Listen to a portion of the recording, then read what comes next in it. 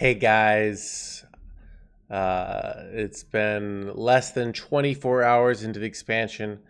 I couldn't sleep much. I slept and I woke up super early and I checked, and on Hsreplay some of the top decks are already out. The full site isn't quite ready for this, but you can already see a bunch of the top decks on Hsreplay, and I got a bunch of the decks um, uh, that I think are going to be top performers for at least for the first few days, and ones that I tell you how long I expect them, if I think them to continue to be good, or if I think them to be a flash in the pan.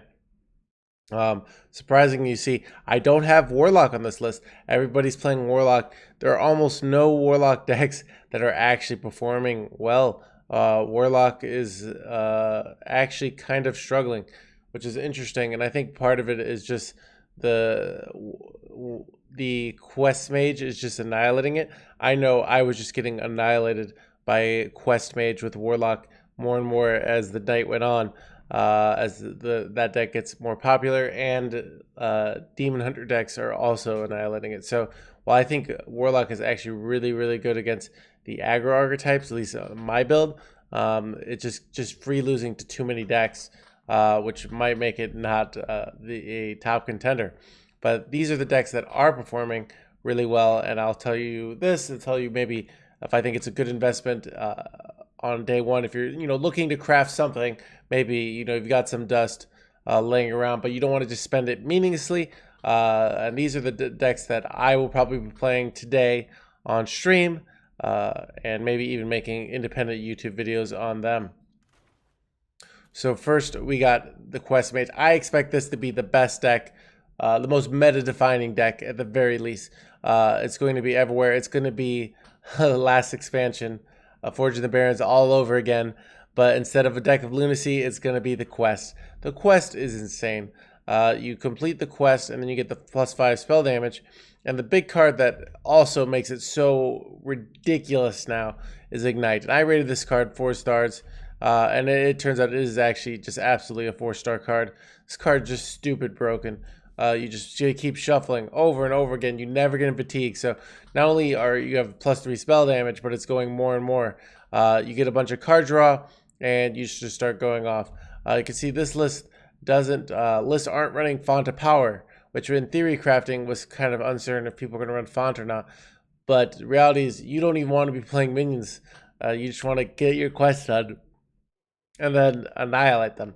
I'm getting OTK'd from on turn 8 against this deck, and they don't even use all their mana. They go in Cander's Flow, they do this, and they can just do so much ridiculous damage. So just complete the quest.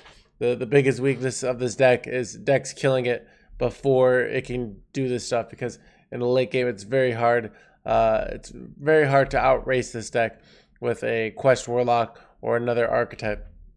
And the OTK potential is just insane. So you're going to see out of all the decks after this, they all pretty much revolve around having at least being decent against Quest Mage, because like I said, I think the Quest Mage is going to be the most meta defining archetype. One thing, this deck uses very little new cards. It only uses 2 Ignites and the Sorcerer's Gambit.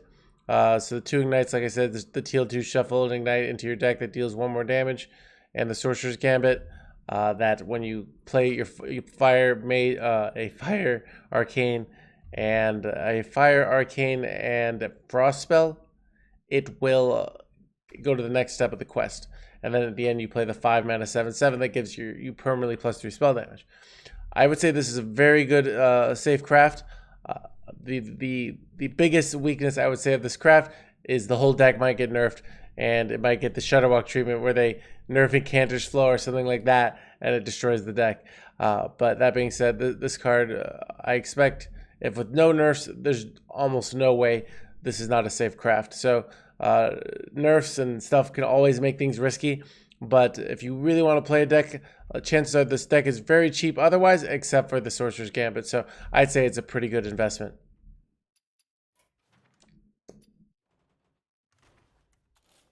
Next, we got Elemental Shaman. Elemental Shaman Now, no, it's not that different, but it has a few new tricks up its sleeve. One, it's got the Granite Forgeborn, which reduces the cost of your elementals in your deck and hand by one. I was watching Cantaloupe play this deck a little bit last night, and he was crushing with it. You climb from like rank 350 to like 200 something, low 200s very quickly. This card's just really good, and this card, Candle Slugger, just really overpowered. 6/4 elemental rush lifesteal. You know, if somebody's trying to kill you really fast, it can deal with the board. It's an elemental, all of the above. Very good card. And then it's just after that, you've got weapons, and it's kind of the old elemental package. Not very different from the old deck. A really good deck. If you already had this deck, if you've already been playing this deck, you just update the new cards.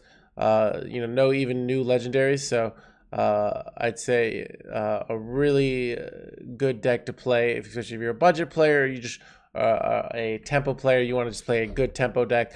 This will get you legend. It will get you climbing really easily, really reliably. Next, we got Face Hunter. This is another old archetype with new cards. And like I said, I want to give you guys these old archetypes with new cards. So if you're kind of like a budget player, I think this is a really good one. There's barely any new cards. I think the only two cards that are Aim Shot, and this card's just really strong and a really nice inclusion to Face Hunter. But the reality is you just play old Face Hunter with aim shots. And because Mage is so popular right now and so dominant, this is really good right now. I'm not as sure if maybe a week or 2 weeks into the expansion, will this still be dominant? It's harder to say. But right now, if you want to just wreck some decks and you're maybe a budget player, you can't afford a lot of cards, this is a great deck to climb with. So this next one is Buff Paladin.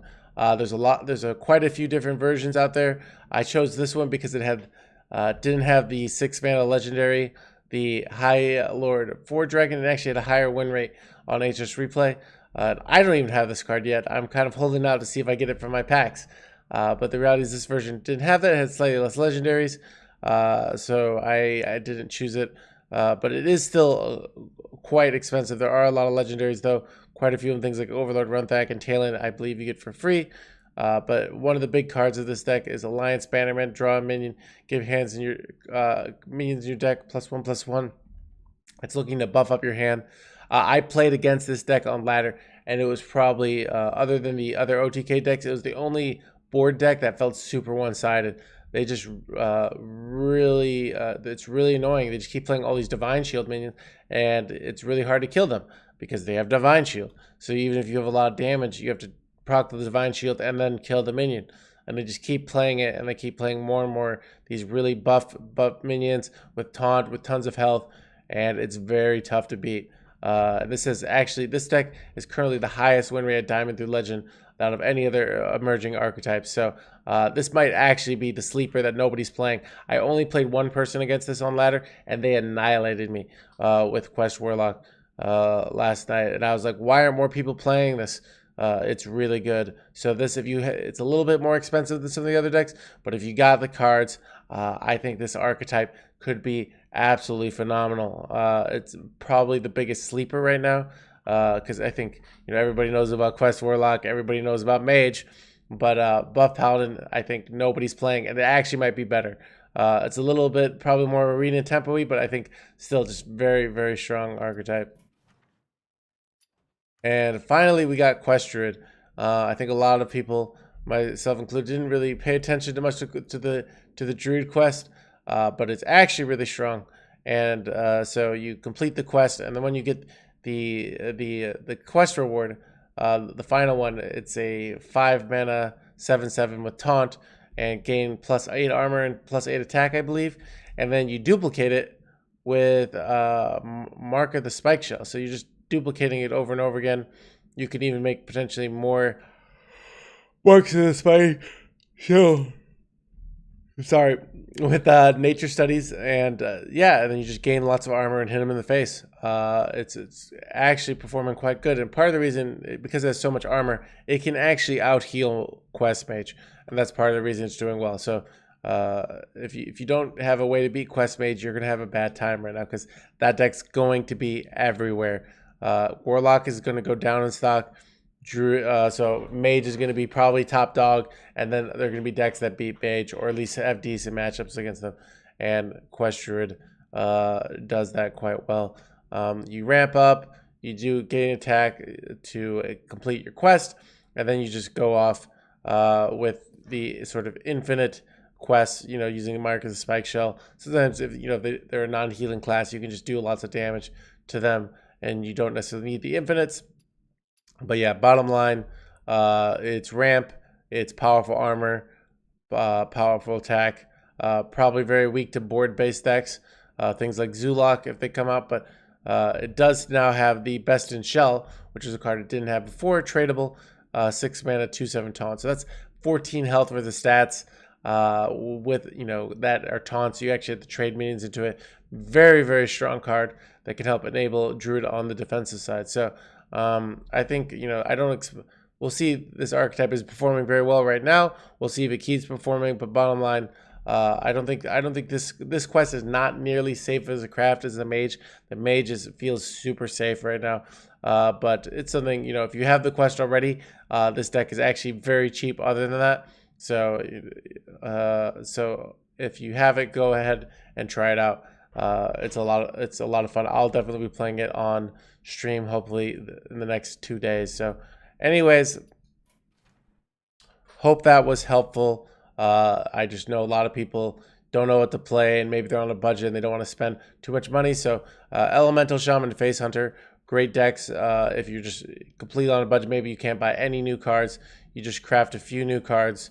The Carnal Sluggo and the Granite Forgeborn, I believe, and the Auctioneer Gavel. And then for the Face Hunter, it's literally just the aimed shot. So super affordable. Quest Mage, if you have the quest or if you just want to craft one legendary, also a very kind of good budget deck, except for the fact that it has the new quest, but very good investment. The other deck's a little more expensive, a little more experimental, but still performing really well, performing well than a lot of the other types you're probably seeing more of on ladder. So these are the decks I recommend for climbing and laddering for going into day 2. So anyways, happy climbing. The expansion is crazy out there. Go have a great time and see you on stream.